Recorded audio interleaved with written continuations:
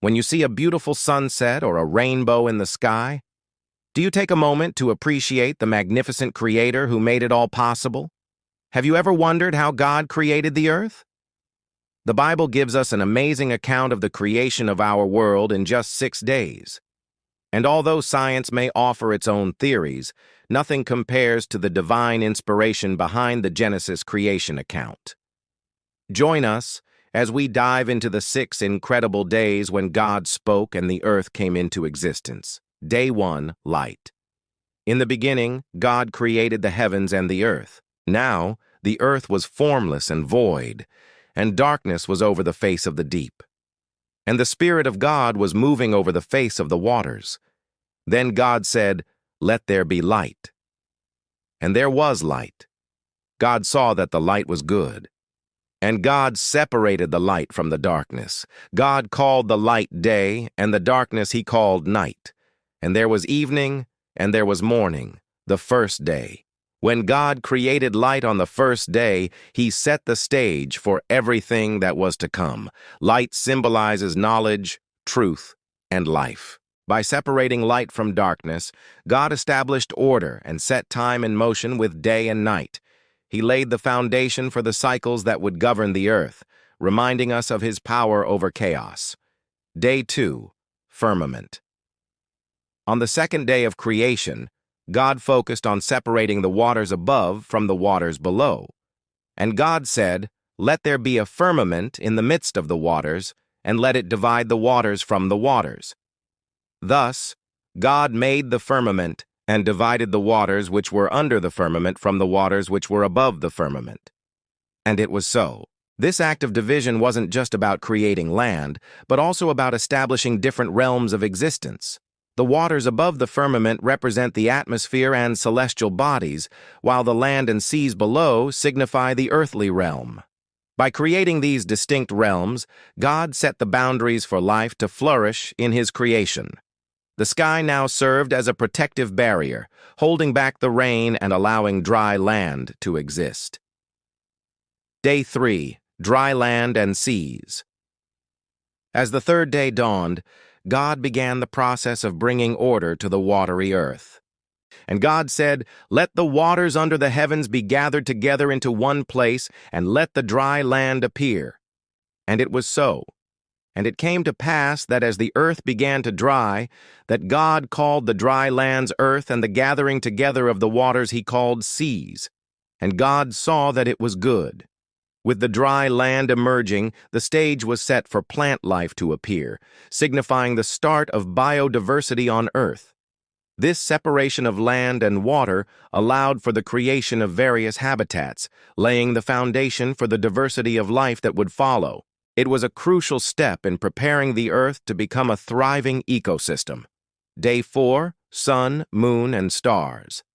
On the fourth day, God created the sun, moon, and stars to serve as lights in the firmament of the heavens, marking the beginning of celestial bodies in our solar system. Then God said, "Let there be lights in the firmament of the heavens to divide the day from the night, and let them be for signs and seasons for days and years, and let them be for lights in the firmament of the heavens to divide the day from the night, and let there be." And there was evening and there was morning, the fourth day. These heavenly bodies weren't just for illumination, but also held significant meaning as symbols of God's power and his desire to establish order in his creation. The sun, moon, and stars became not only celestial wonders, but also markers of time, helping humanity to understand and navigate the cycles of life on Earth. Day 5, Sea Creatures and Birds. As the fifth day commenced, God turned his attention to the vast expanse of water and filled it with life. Then God said, "Let the waters swarm with many kinds of living creatures, and let birds fly above the earth in the open air." So God created the great sea creatures and every living thing that moves and swarms in the waters according to their kinds, and every bird according to its kind. And God saw that it was good. The seas became teeming with fish and other aquatic life, while birds filled the skies, adding beauty and movement to the Earth's ecosystem. Each species was uniquely designed, showcasing God's creativity and his desire to fill the earth with life. Day 6. Land Animals and Man. The sixth day was a momentous occasion as God created land animals and humans, bringing the pinnacle of creation to life. Then God said, "Let the earth bring forth the beasts of the earth according to their kinds, cattle and creeping things and beasts of the earth according to their kinds." And it was so. And God made the earth to be inhabited, cattle and sheep and the beasts of the field according to their kinds, and whatever is moving on the earth according to its kind. And God saw that it was good. From large to small, each animal was carefully crafted, highlighting the diversity and wonder of God's creation. But the climax came with the creation of man. God created two humans, Adam and Eve, placing them in the Garden of Eden as caretakers of his creation. Thus the heavens and the earth were finished, and all their hosts. And by the seventh day, God had finished his work which he had done, and he rested on the seventh day from all his work which he had done. The creation week culminated with God completing his work and setting aside the seventh day as a day of rest. This act of setting aside a day for rest shows God's commitment to balance, even in the midst of creation. It also serves as a reminder for believers to take time to rest and reflect on God's blessings. In summary, the 6 days of creation described in the Bible paint a vivid picture of God's power, wisdom, and creativity. Each day brought forth new wonders, from the simple elegance of light to the majestic expanse of the oceans and the intricate details of birds and beasts. And finally, God created humans as the crown of his creation, placing them in the beautiful Garden of Eden. These 6 days aren't just a religious account, but an opportunity to marvel at the divine hand that shaped our world. They remind us of our place in the grand tapestry of creation and inspire awe for the Creator who brought forth all that we see, hear, touch, and experience every day. Furthermore, the Genesis creation account offers profound theological truths that extend beyond the physical creation of the earth. It teaches us about God's character, his power over chaos, and his desire to establish order and beauty in all he creates. The account also highlights the importance of humanity in God's plan, placing us as stewards of the earth and emphasizing our unique relationship with our Creator. Through the act of creation, God laid the foundation for a relationship with his people.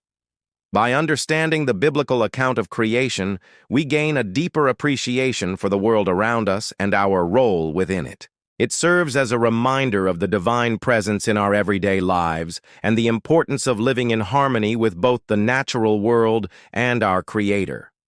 Moreover, the creation account encourages us to look beyond the material world and contemplate the spiritual realities that govern our existence. It reminds us that we are not merely the products of chance, but are created beings with a purpose and a destiny. As we reflect on the 6 days of creation, let us remember that they are not just chapters in an ancient book, but moments in an epic story that reveal the majesty and wonder of our God. May this story inspire us to live lives that honor and glorify Him, who created us and who loves us enough to send His Son, Jesus Christ, to show us the way to eternal life. In conclusion, the 6 days when God spoke and the earth came into existence is a testament to His power, wisdom, and creativity.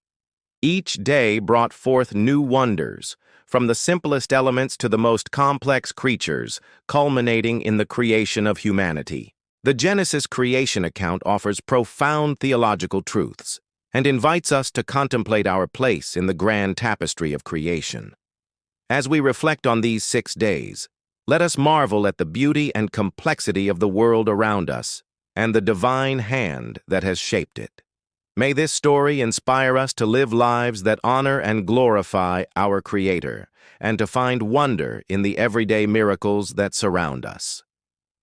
Thank you for joining us today. If you enjoyed this video, don't forget to hit the like button and subscribe for more inspiring content. And if you have any thoughts or reflections on the 6 days of creation, feel free to share them in the comment section below. We would love to hear from you. Thank you for watching. God bless you, and until next time.